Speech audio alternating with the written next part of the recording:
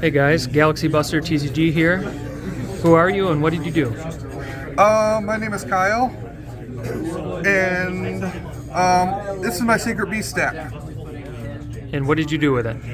I got first place last week with this. So Alright. Sorry if this video is a little late.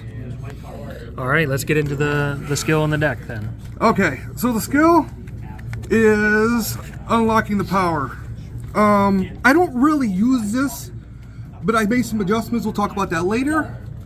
I really don't use this skill. So, Okay. because I really meet the requirements for the skill because of how this deck is set up now, and I've been trying to find a replacement skill that will actually work with this deck. Okay. All right. So, I run 3 Dark Summoning Beast. This is absolute. You must run this card at 3.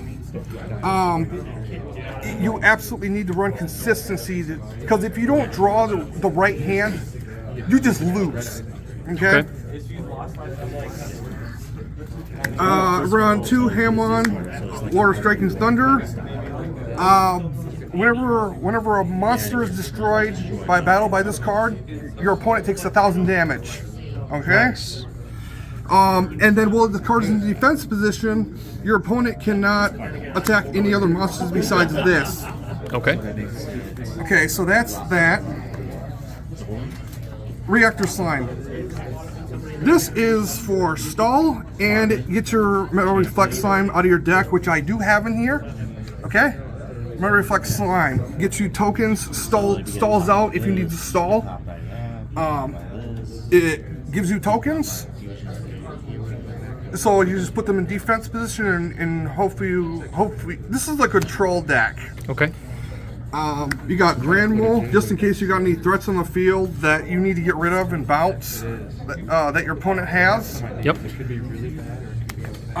Diddy Crow for nasty matchups that have graveyard removal for effects, because this deck does not do well with popping. Okay. All right. All right. 3 Fallen Paradise. I had this at 2, but I decided to buff it to 3 because if you really need this card. If you don't have this card, it draws you 2 cards, but you control a Sacred Beast. Your opponent cannot target your cards, and they cannot be destroyed. So yeah. And it's a pot of greed. That's crazy. Fiend Sanctuary. I'm going to go into detail about why I run this.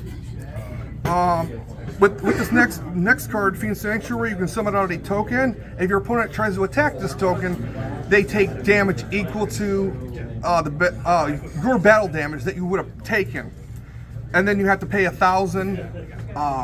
It's a gamble to play this card, but it's all about timing. And if you can't hold out playing it, you just have to play it and hope you get lucky on your next draw. All right. Soul Exchange. This card is very important in this deck because of the Fossil Dino that prevents you from special summoning. Because that Fossil Dino locks you out of all special summoning. This way, you can tribute it on your opponent's side of the field, get rid of it, and then play Dark Summoning Beast. And due to Dark Summoning Beast is the fact you cannot conduct your battle phase anyways. So it's not a loss at all. All right. Or any threats that your opponent might have on their field, you can just tribute it away. Yep. Okay, Cerulean Skyford. This card is a negate for spells and traps. By changing a Hamon from attack to defense position, you can negate an opponent's spell or trap card once per turn. And if any I believe it's Hamon, if he is destroyed during the turn, you take no damage that turn. So, I run Awakening of the Sacred Beast because this will give you life points. And I've got I've got like 10K with my buddy over here who's holding the camera. It's a really nice card if you get it if you get it at the right timing, especially with fossils. Lost Wind, to obviously to half and negate your opponent's monster, like an armed dragon, like a white armed dragon. Especially when they try to pop your frickin' Fallen Paradise or your Skyfe or anything like that, you can stop that armed dragon in its tracks. Metal Reflex Slime, like I said, with Reactor Slime, you can set this, and you got a nice 3,000 defensive wall out there. Yeah. And then Magic Drain, because you can only negate one spell per turn with, well, Skyfire is a spell or trap, so you can negate it, but this only negates spells, and that helps with like combos up like fossils, which can play double time stream. You can literally stop them from playing double strike time stream, double. It's limited to one now. MST. All right. How many cards in the main deck? 22 cards in the main deck.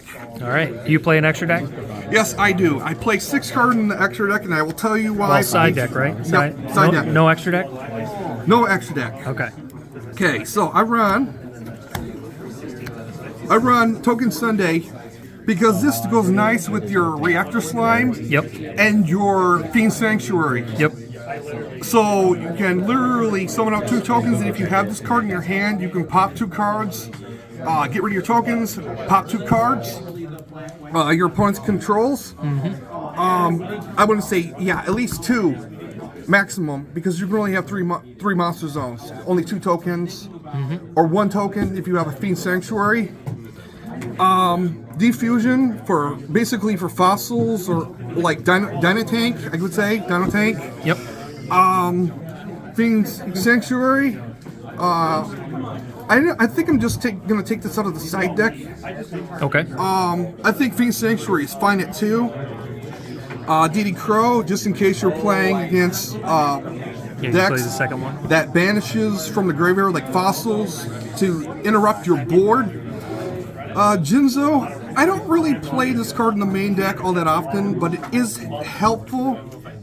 But it turns off so much of your stuff. And then you got Negospatian Grand Mole that is able to bounce cards. So if you have 2 Grand Moles, that increases your consistency or any threats that your opponent may have. Yep. So, any changes you would make to the list moving forward? Yes. I would say 1 card in particular, if it ever comes to Speed Duel, is I can't remember what it is. It's a chaos summoning beast. Yeah. One that because. But how about cards that are in the format? Not really. Okay. I believe this build is one of the best builds that you can have. Okay. I have tried so many different cards, so many different variants of this deck, and it just does not work. All right. If you can find something that works, that'd be nice. If somebody could leave some comments. Anyways, I did make some changes to this deck with a skill. Kaiba Corp Research. What this card does is because you only have 2 Sacred Beasts in this deck. If you lose that, you basically you can't do anything. So what this card actually gives you a retreat option. Allows you to discard a card and then put back whatever monster you need into your deck, and then you can summon it out with Dark Summoning Beast. Yep. Where this skill was doing absolutely no. I was like, there was a 0.1 chance I ever used this skill. It's really low. Anyways. Any shoutouts? Not that I can think of, but I have my buddy over here, Juan, who helped me out with the deck. Got me changing the deck out, and I really did think about I don't think that's good, but now I think it's really good because it impacts the way it plays against other decks. Sounds good.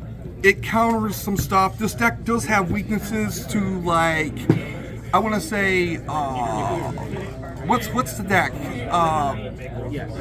Dark Scorpions.